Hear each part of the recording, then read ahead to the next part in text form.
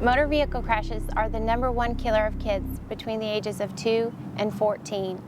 Research shows that hundreds of kids are killed each year between the ages of 4 and 8, and thousands are injured because they're either prematurely sitting in the adult-sized seatbelt system or they're unrestrained altogether. Safe Kids Tarrant County, led by Cook Children's, has always taught best practice, which says that kids should stay in a car seat and then booster seat until they're about 8 years old or 4'9". We now have a new law in Texas that supports best practice. The new law in Texas says that children must sit in a car seat and then booster seat that fits them by weight and height until they are 8 years old or taller than 4'9". For best protection, children should always continue to stay in their booster seat until they correctly fit behind that adult-sized seatbelt system and are taller than 4'9". Mark is 8 years old and by law can sit in a lap shoulder belt, but his dad knows that he's not quite 4'9" yet, so he has him sit in a booster seat. The booster seat boosts him up high enough so that this adult-sized lap shoulder belt fits him correctly. So the lap belt fits right over Mark's lap, and the shoulder belt comes right across his chest, crossing his shoulder away from his neck. This way, Mark can ride safely each and every time. Alec here, he's 9 years old, so by Texas law he can sit in a lap shoulder belt, but his dad knows that he's not quite 4'9". Alec is 4'2", so he has him sit in a booster seat each and every time so he fits behind that adult-sized lap shoulder belt correctly. The new law in Texas says that children must sit in a car seat and then booster seat until they're 8 years old or taller than 4'9". Elizabeth is 5 years old and just under 4 feet tall. So she has to sit either in a car seat with a 5-point harness or a booster seat underneath that lap shoulder belt. Madison here is 8 years old. So by Texas law, she can sit in the seatbelt system, but her mom knows that she's not quite 4'9" yet. So she sits in a booster seat each and every time.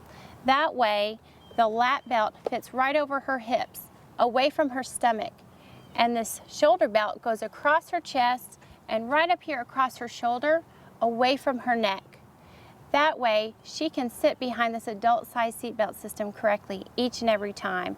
In fact, this little shoulder belt guide will help keep the seatbelt over her shoulder and away from her neck.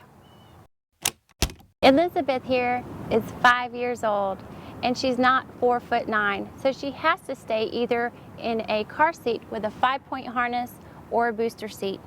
Make sure to always follow the instruction manual for your booster seat. Every car seat or booster seat varies, so you want to make sure she fits it by both weight and height. Some parents prefer to have a high back booster because of these extra sides for side impact protection. This way, Elizabeth can ride safely behind that adult seatbelt system each and every time. There are 2 types of booster seats, a high back booster and a no back booster. You can use a no back booster if your vehicle seats have adjustable headrests to where you can raise the headrest to the height of your child's head. If you don't have an adjustable headrest and your child's head is above the top of the vehicle seat, you have to have a high back booster. Make sure you always follow the instructions for the booster seat as well as the owner's manual in the vehicle to make sure your child's going to ride safely.